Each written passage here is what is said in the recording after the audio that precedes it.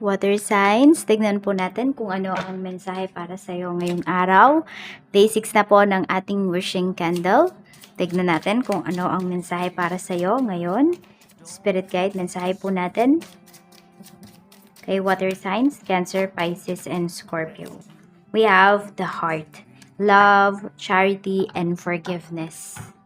So, mababang loob. Ano ba yan? Tama, humbleness ang nakikita ko para sa inyo ngayong araw na ito. So, may ubo ba yung iba sa inyo? Kasi pinapakita dito is more on sa lungs ako nakafocus hindi sa heart. Ayan po. And may pagbabago dito. So, pwedeng, ayan, meron dito, pwedeng bumababa yung immune system ninyo. Water signs, meron naman dito ay lumalakas. Ayan po. So, pagtuunan nyo din po ng pansin yung heart ninyo, and yung inyong lungs. Baka meron kayong mga gustong sabihin dito. Pwedeng block yung inyong heart chakra, inyong throat chakra. So, tingnan natin kung ano pa ang mensahe para sa iyo. Spirit guide, ano pa po ang mensahe natin ngayong araw na ito? For water signs. Ano po ang mga pwedeng maganap? Ano po ang mga pwedeng maganap, spirit guide? Ngayong araw. Kaganapan. Mayroon tayo ditong official person. Mayroon tayo ditong coffin. So, may ano dito, malaking decision kayo na gagawin. Pwedeng about po ito sa trabaho. Mukhang magpapasaya naman talaga to sa inyo, water signs. Meron din ako nakikita dito, pwedeng may magre-retired na sa mga kasamahan mo sa work. So, pwedeng ikaw yung ipapalit dyan. We have courthouse. Ayan po. Meron din dito, pwedeng may mga inaasikaso kayong mga papers. Ayan. So, meron dito nga decision na ibababa mula sa korte. So, baka meron kayong mga, ano ba to?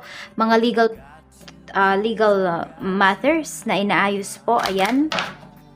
Magbababa na ng decision ngayong araw na ito. Meron tayo ditong journey. Okay. So, pwedeng ito naman po ay about sa visa mo, about sa ticket mo, about sa passport mo, more on yung mga, ano na to, mga legal documents po ito. Hindi naman siya legal cases for some of you. Could be, kumuha kayo ng mga legal documents. So, ayan. Pwedeng matutuloy na yung mga pinaplano po ninyo. Kasi, kumpleto na po kayo sa requirements. Tignan natin kung ano pa ang mensahe para sa'yo. Spirit guide. Tignan po natin. Meron tayo ditong the gentleman. So, merong tao dito na parang water sign, sobrang bait sa'yo. Pwedeng ito ay mentor mo. Mine-mentor ka niya pagdating sa trabaho. Pwede rin naman po na ito ay anak po ninyo. So, parang lahat ng pangangailangan ninyo, ng mga medical bills, medical needs, pwedeng sinasagot po ng anak ninyo. Ayan, pwedeng meron dito spoiled kayo sa inyong mga anak.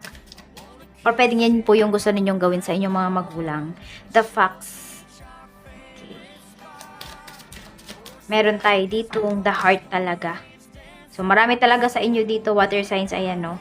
Pag kayo yung kumilos, hindi lang po isip talaga lagi yung pinapagana ninyo. Lalong-lalo na po ang puso. Yan no, the heart, 2 beses siya lumabas. So, marami bang in love dito ngayong araw? Meron tayo ditong the dog. May loyalty din tayo dito. So, parang hindi ka nangangamba kung may mga legal cases man na kinakaharap, meron mga kailangang ayusin, hindi po kayo nangangamba kasi buo yung loob ninyo dito. You're very courageous and you know na you are loyal. We have the sun. Okay, may mga matutuloy po talaga dito na mga plans. And also nakikita ko din, water signs, kung meron kayong pinangako sa isang tao or merong pinangako sa inyo yung isang tao, tutuparin niya po talaga yan. Mag-e-effort siya. Marami akong efforts na nakikita dito. Kung nababagalan man po kayo sa efforts ng tao na yon, kasi pwedeng tinatansya niya talaga yung mga bagay-bagay. Ini-estimate niya kung ano ba yung mga dapat niyang gawin. Pero nakikita ko kasi dito na kung sino man yung taong to, gagawin niya yan out of love. Hindi lang dahil napipilitan niyo siya. Ayan, baka kung meron man kayong mga request, meron man kayong mga hiniling sa taong ito, yan, hindi po siya napipilitan.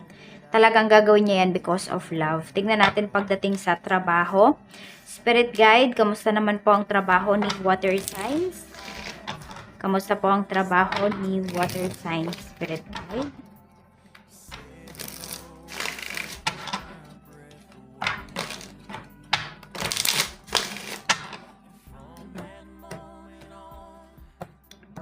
Okay. Mayroon tayo ditong the Wheel of Fortune. Aayon sa'yo ang magagandang bagay pagdating dito sa iyong trabaho ngayon. Because of love, because of your humbleness. Ayan po, marami ding humahanga sa'yo dito pagdating sa trabaho. So kung meron po kayo, ayan mga naghahanap ng work dyan, napakaganda po ng araw na to para sa inyo. May magbubukas po talaga na door para sa inyo. Para kung kayo ay naghahanap ng trabaho. Basta lagi po sa mga gagawin ninyo is bigay nyo po talaga yung pagmamahal ninyo, yung puso po ninyo. Meron tayo ditong The Sun. Good news talaga to pagdating naman din sa inyong negosyo. Ayan po. Pagdating sa negosyo, ang ganda rin po ng inyong energy. Queen of Coins. Mukhang malaki yung kikitain ninyo ngayon pagdating sa inyong business. Meron na kayong mga loyal dito na kliyente talaga, water signs, and babalik at babalik po yan sa inyo. Tignan natin. Mukhang magsasama pa sila ng mga ibang mga kunwari, kaibigan nila, ganyan, para dito sa business mo. So, kikita ka po talaga sa kanila. At gusto ka rin naman nilang kumita kasi naniniwala sila sa kakayahan mo. Tignan natin. So, ito yung energy mo, Queen of Coins. So, parang lahat ng hawakan mo, lahat ng ideas mo ngayon, water signs is magpo-prosper siya. Three of Cups, pagdating naman ito sa iyong kaperahan. So, ayan po, ikaw yung may celebrate ka dito, Pwede ngang mayroon kayo dito mga legal cases na inaayos. Ayan po, napagastos ka dito, pero sulit naman yung gastos mo kasi pwedeng ikaw po yung manalo. Water signs. Okay, so meron ba dito tumatakbo ngayon or tatakbo kayo sa election? Ayan.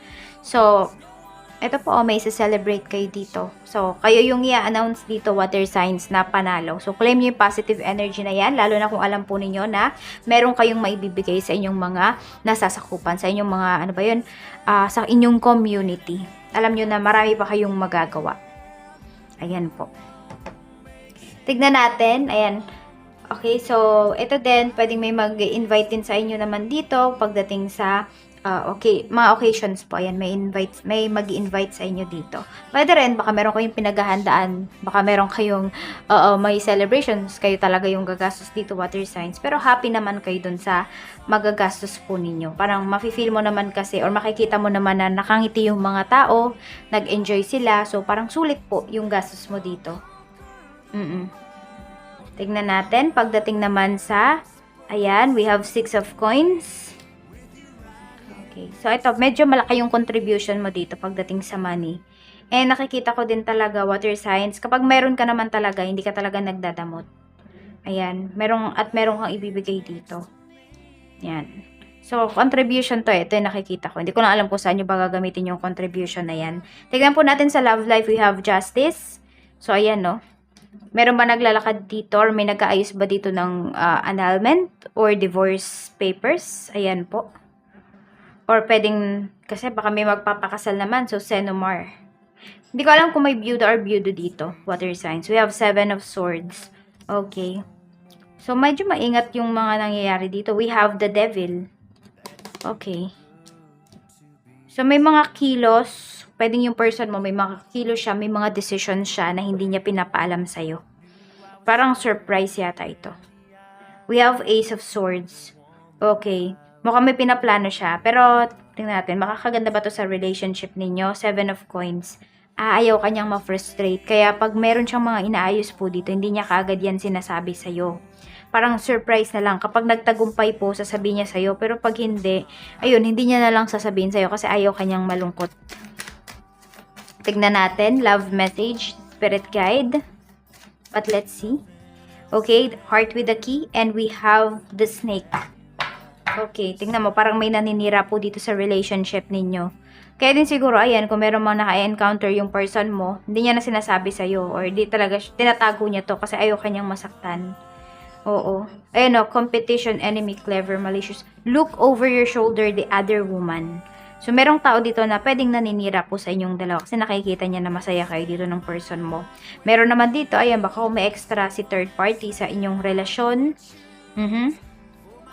Ayan, parang sinasabi ng person mo, hindi, wala na kami ni third party, iniwan ko na siya, etc. Pero, meron pa palang communication. Pero, syempre, need ninyong maghanap ng concrete evidence kung yan po yung nafe-feel ninyo.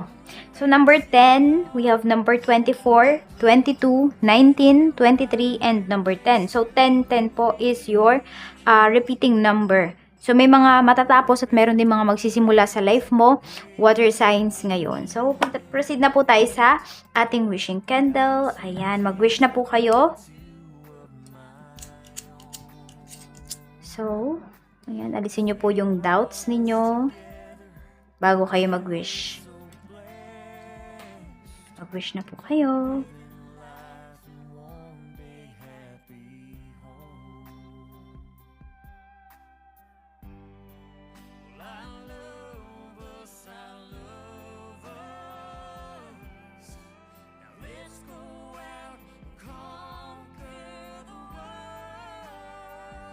I-seal na po natin ang wishes mo. Water signs, mag-iingat po kayo always and more blessings to come.